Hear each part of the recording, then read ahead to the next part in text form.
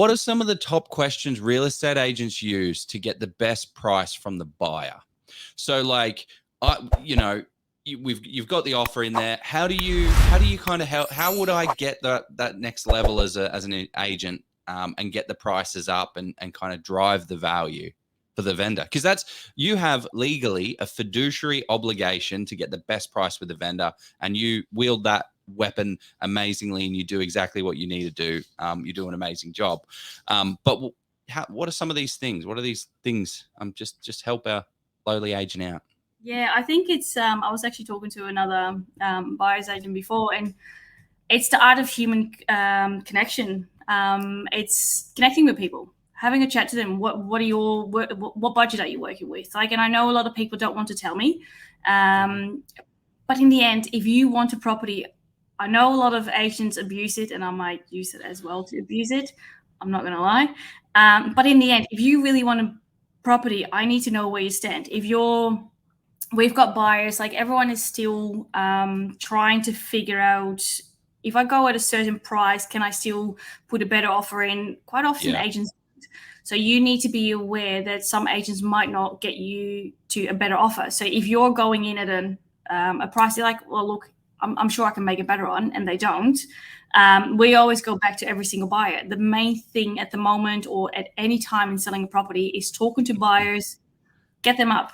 When they've put pen to paper, it doesn't mean that is their final price. We negotiated just the other day. They came in at $850 and ended up at $960. Like, just because it's just talking to people, where you at? Okay, and then it's the final last. If they're only out by 10K, for example, but they're cash versus a finance, how can we make sure that we maybe be able to squeeze just a little bit more just to get them to deal? Because in the end, money talks for vendors. If they see 10K more on a subject to finance, but if the cash buy still can go up, it's my job to find out where they sit to get the best outcome basically for everyone, and everyone's still happy as well in the end. One of the ones that I hear all the time is have you got, I guess so the big one for me, years ago, I bought my PPOR and I kept bidding against myself. The buyer the agent would have the contract that I gave him, and I gave him, let's just say, $700,000. And he comes back and he says, Joe, I've spoken to the vendors. Sorry, they can't accept $700,000. Can you come up a little bit more? And then I'm like, damn it. Why didn't they accept it? That's so annoying. Yeah, of course. Look, I don't want to. I'll chat to the broker. I need to chat to my wife. I go up 10K, went up 10K. Goes back. Is that going to work? And he's like, cool, I'll check with them. And then comes back to me. No, Joe, it's not going to work. You need to give us more. And I'm like, wow, these vendors. And there was no other buyer. I was literally the only buyer. And then I found out, what if I spoke to another real estate agent and I said to him, how do I do this? What's going on? It's like, dude, he's just bidding you up. Like, he's doing what he has to do to get the best price for the vendor. So he's like, next time you go, I'm like, great, I want to view it on the weekend. I'll come to the open. I had a bunch of brochures and I said, hey, just letting you know, I'm going to go buy this one. So I know I've got the offer on this one. Let's make this one happen, but I'm going to go for this. So my offer is at 720 or whatever the number was. Let's go. And then that kind of stopped that situation. So yeah. Are there other things like that out there that I should be aware of? So I don't actually I do present offers. I tell clients roughly where we sit, but not all the time straight away. So if I have, for example, a home open on Saturday, I'll let buyers know we're presenting all offers by Sunday. The client will just sit there and wait until I present all the offers to them, for example. But what I do is I do all every single buyer that's put an offer in, may only be one, they're putting their best and final offer in. Once they've put their best and final, I'm like, okay, tomorrow by 5:00, the seller will have made a decision. Have you submitted your best and final? Oh, no, not really, actually. And then they keep going until I know they're at their best and final. And I do that for every single buyer. And then we're going to sit down with the sellers. Like, this is all the best and final offers I have. They still have the option, of course, to see if one of the offers can come up higher if the terms and conditions are better. But I do all that work beforehand. Because a vendor, in the end, can only negotiate with one client.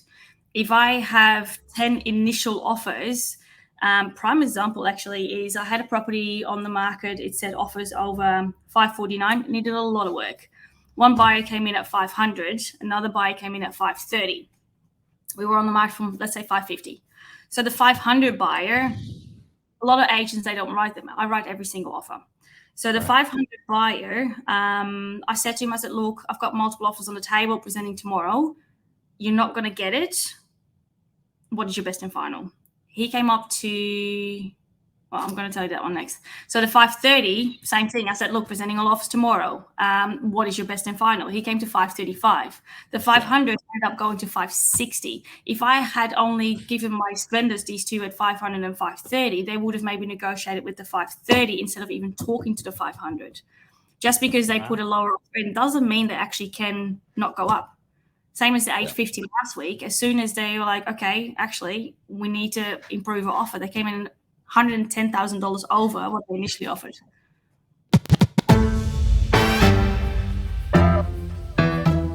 I want to understand, to set the scene, your focus, your areas are mostly sort of Rockingham, but you also sell, or you've been selling it even in the sort of Gosnells, and you do sort of all over Perth. But what are you seeing in your areas of focus? Like, what is the market looking like in Perth or in your areas?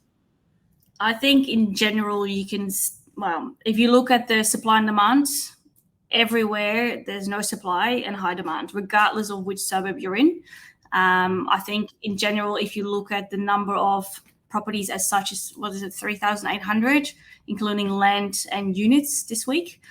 If that's back in 2019, we had like 17,000 on the market. So, but we've got more investors, more downsizers that are trying to get, because everyone is trying to either downsize or get in the market. So there's a high demand in general. What I find is probably about a year and a half ago, 2 years ago, it was mostly investors. But I find the owner occupiers are just realizing that since the last probably 8 months to 12 months, that they actually have to buy in now as well if they really want to get into the market, because they were scared. They were like, what is going on with this market? We're not going to pay these prices.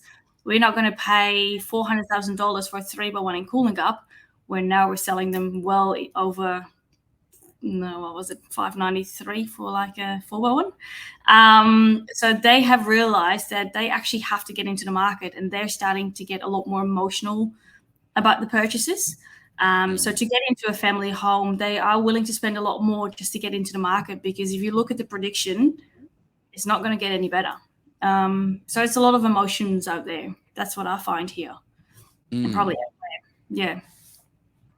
Yeah. Okay. So that's what's kind of driving the prices. Emotional people getting emotional and just paying emotional premiums on it. Yeah, 100%. I had to disappoint someone yesterday for offer number 31 he submitted, and he's like, I'm getting used to it now. And he didn't offer a low price either. He went in well over asking. So it wasn't that he owner occupier. Yeah. Yeah. Right. He needs to vacate his property. He just can't get into the market. So yeah, emotional. Wow. It's tough. I find it tough to tell a buyer, I'm so sorry you didn't get the property. I find it really tough. But in the end, I get the best price for my client and the best terms and conditions that suit them as well.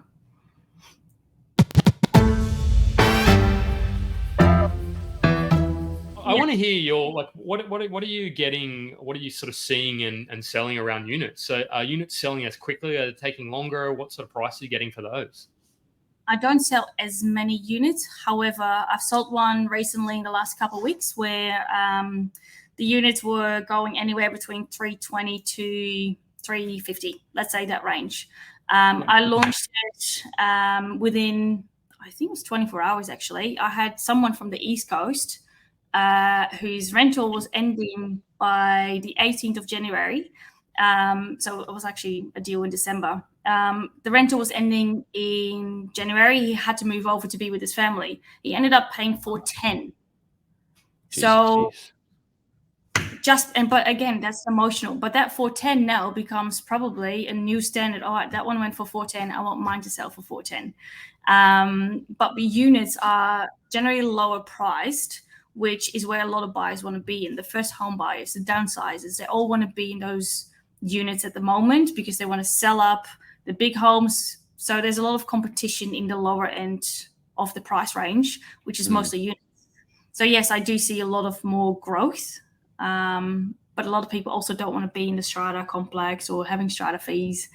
So there's still a bit of mixed feelings. I think it will take off later in the year a lot more, just because of the prices for house and land. It's just too high.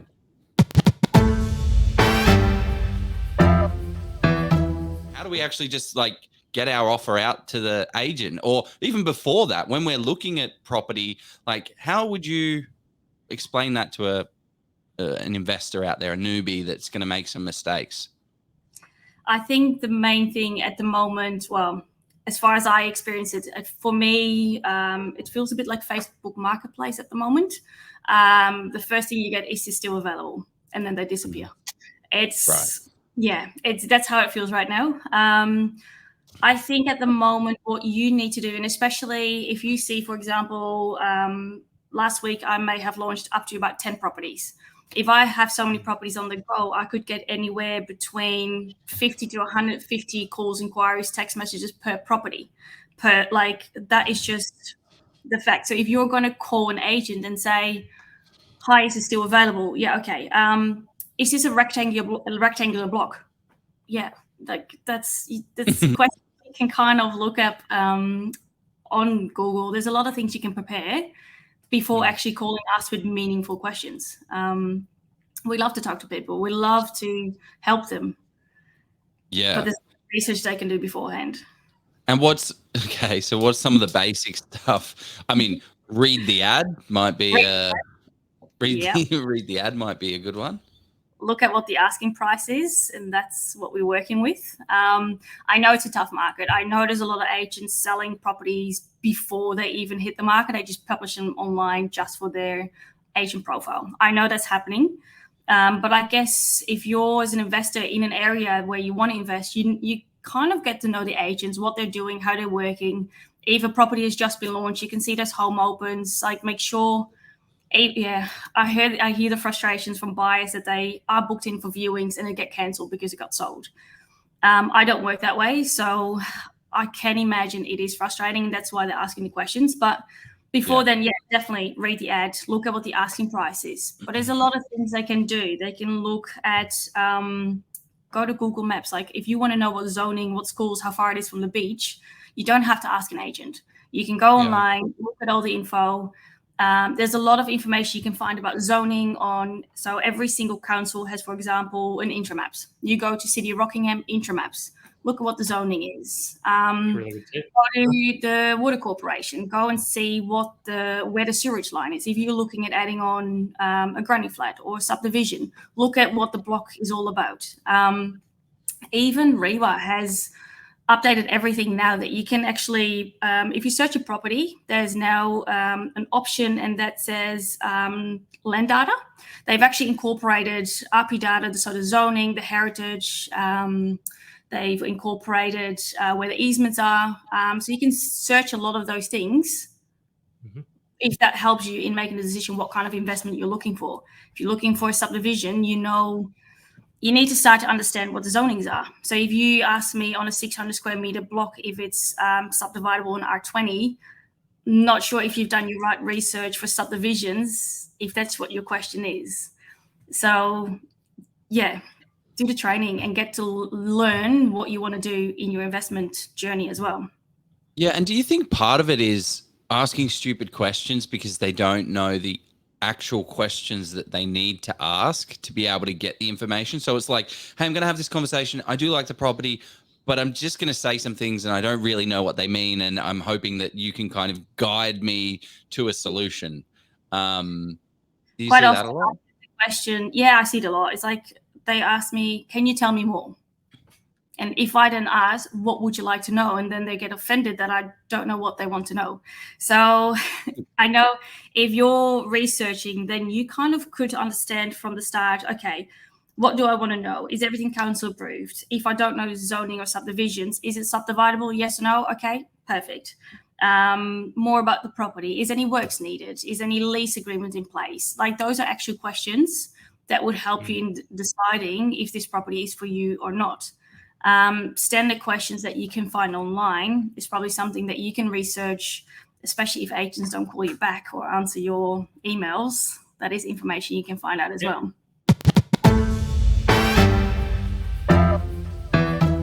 What kind of things don't get accepted in clauses, and what are some things that we can get away with in some of these contracts in WA?